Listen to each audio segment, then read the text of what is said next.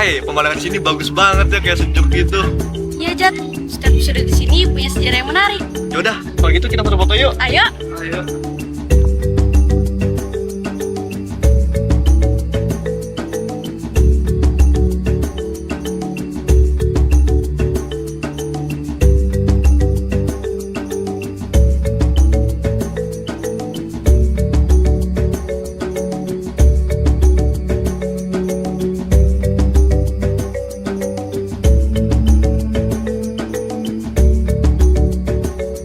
Gue jadi penasaran deh, di Keraton Kaibon ini ada apa aja ya?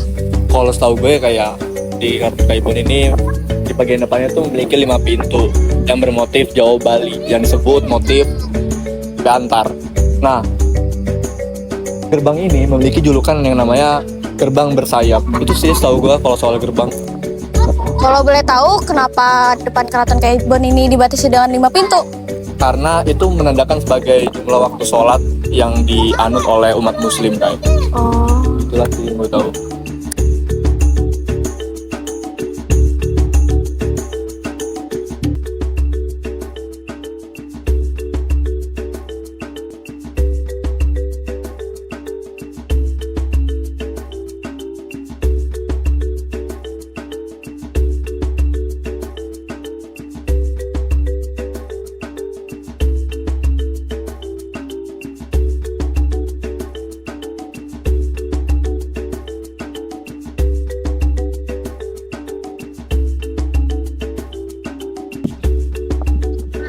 Banget, Van. Ternyata semegah ini masjidnya.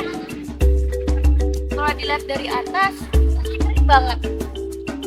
Juga payung-payungnya mirip Masjid Nabawi. Ya.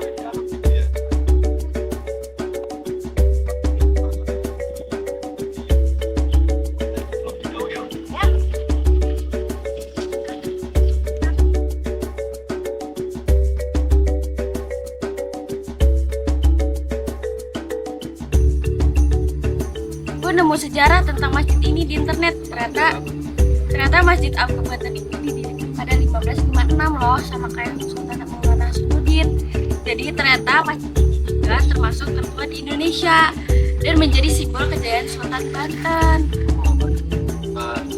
Tahu ternyata masjid ini tertua ya di Indonesia. Iya betul. Lama banget. Makanya setiap harinya masjid ini ramai dikunjungi para penziarah yang datang. Gak hanya dari provinsi Banten aja guys, banyak juga orang-orang dari berbagai daerah datang ke masjid ini untuk berwisata atau berziarah. Ternyata di dalam masjid ini juga terdapat kompleks pemakaman Sultan-Sultan Banten beserta keluarga besarnya. 1, 2, 3, 4, 5, 6. Wah, kayaknya lu tertarik banget ya kayak sama jumlah pintu di masjid ini. Iya pasti, soalnya ada maknanya kan. Lo tau nggak maknanya apa? Kalau setahu gue ya kayak karena di jumlah pintu ini itu melambangkan rukun iman kayak. Makanya jumlah pintu ini tuh ada 6, rukun iman juga kan ada 6. Itu sih yang gue tahu. Oh gitu. Van, tapi kok atas masjid ini bertingkat 5 ya? Nggak kayak masjid biasa yang gue temuin. Kalau yang gue tahu sih karena gaya arsitektur masjid ini itu memadukan arsitektur lokal dengan arsitektur Tiongkok. Makanya atapnya itu ada bertingkat 5 gitu kai. Oh, gue jadi penasaran deh dalam masjidnya ada apa. Soalnya dari luar kayak keren banget gitu, unik. Iya sih, gue juga sama sih penasaran. Masjid ini juga ternyata dibangun dengan gaya arsitektur Jawa pada masa pemerintahan Sultan Maulana Yusuf, Sultan ketiga Kesultanan Banten pada tahun 1556. Ada juga pawestren yang bergaya Jawa ditambahkan pada masa pemerintahan Maulana Muhammad pada tahun 1580 sampai 1586. Wah, selain adanya unsur arsitektur dari Indonesia, ternyata ada juga loh unsur arsitektur bangunan masjid ini yang diambil dari luar negeri. Seperti sekitar periode yang sama Tiamah, 2 lantai bergaya Belanda dibuat mengikuti desain Hendrik Lucas Sekardil, seorang warga Belanda yang masuk Islam.